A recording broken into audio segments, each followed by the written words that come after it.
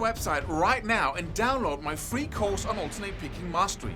It contains 5 essential exercises that will take you to alternate picking mastery faster than you can imagine.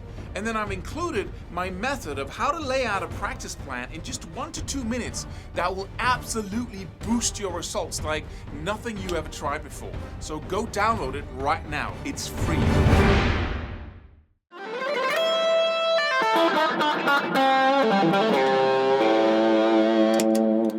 When have you mastered something? Because I talk about, take one little thing, you focus on it for long enough, you put in all the repetitions, and then you put it all the way up to the top of what your body can comfortably do. You push it all the way to mastery. So what is mastery? Well, that's not defined in any speed.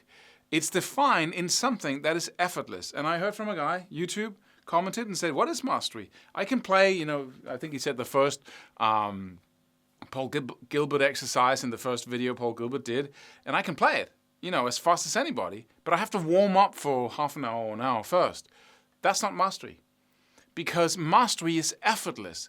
And it's not like it's bad it's amazing that you've built it to that kind of level, but mastery comes when that activity goes from being something you have to be warm to do and from being focused and you have to use conscious energy to make it happen to something you just do. It's just right? It's as easy as breathing in and breathing out, literally. And perhaps you can even talk as you do it, right?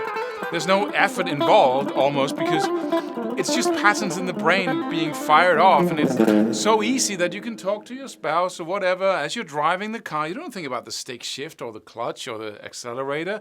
You basically and that's the key. The whole driving a car stops being an activity. It's just something that the body does automatically to make something else happen. The going from A to B, right? When you play, you want to have your skills be at that level where it's totally automatic, because then you can play music. Until then, all you can do is focus on making music happen. And that doesn't make you the greatest musician in the world, because then you'll be all focused on the technique and the, putting your fingers in the right place. So you can just make it happen, but you're not playing music. You're basically just trying to produce something that sounds like it. The second that you don't have any effort involved in what you do, then you can suddenly start unconsciously to play music, and you can focus on the sound of it, being present in it. Just like martial arts, right? When all the movements just are in like a reflex in your body, then suddenly you don't think about each individual kick or punch. It just happens in the right place where you need it. Because the conscious part of your brain cannot react fast enough in a situation like that. And so it is with almost everything else. Your conscious mind cannot react fast enough to do the gears and the clutch. And that's why it's so stressful in the beginning to drive a car. Because you have to think of all that. You have to shift your focus from one thing to another, and the road, and the everything, right? And once you reach mastery, all that is automatic. So how do you bring something to mastery? Well, you don't stop at good at it. And let's say it could be a run and you want to do it like this. This is what you need. Let's say that. That's your level of mastery. And you want to be able to do this effortless. That's mastery. Okay? It's not about how fast you play. It's about what you do and to what degree you master it. To what degree? I just told you there's no degrees here. Either you master it or you don't. So let's say this is my level. If I have to focus consciously on making this happen, then I can't talk while I do it. I can't watch a video while I do it. I don't master it because it needs my conscious focus. The second, it's just automatic and I can talk and do anything else because it's layered in that automatic part of the brain that I master it. So it's not about how fast it is. And this guy has something to the level of, capacity for the body, playing very rapidly. And the next step is mastery. So you don't stop when you're good at it. You keep going. You just push way beyond what other people do. Most people just learn everything at the point of good at it. So they can talk a language, but they have to focus on it as they do it. Or they can, whatever. Riding a bike for most people is mastery. They do that totally unconsciously.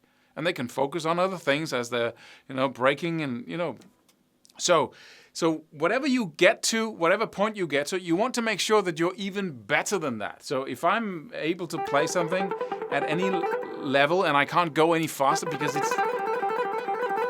it's simply the maximum of the body, I'll just keep doing it over and over and over again. I will even step back a little bit and not play it at that level, that fast level. I'll just keep freaking hammering away at it over and over and over again, that same run. Right? It is my life mission. It is what I die by, right? And you just keep, even though you can play that at the highest, you just keep on doing it until it's absolutely effortless. And if you take, I'm talking directly to this guy, if you take that one little Paul Gilbert thing that you can play on the highest level when you're warm and just keep hammering away at it, then I promise you, doing that, becoming effortless in just that, will mean an absolute explosion of what you can do just around that. Everything that looks just a little bit like it, fingering, the picking, the everything, will be much easier to learn. So that is like breaking the ice, like breaking the surface. It's the one point that just breaks the whole glass. Once you push all the way to mastery in that. So happy practicing. Subscribe for more free videos. Do it. Do it now. Do it.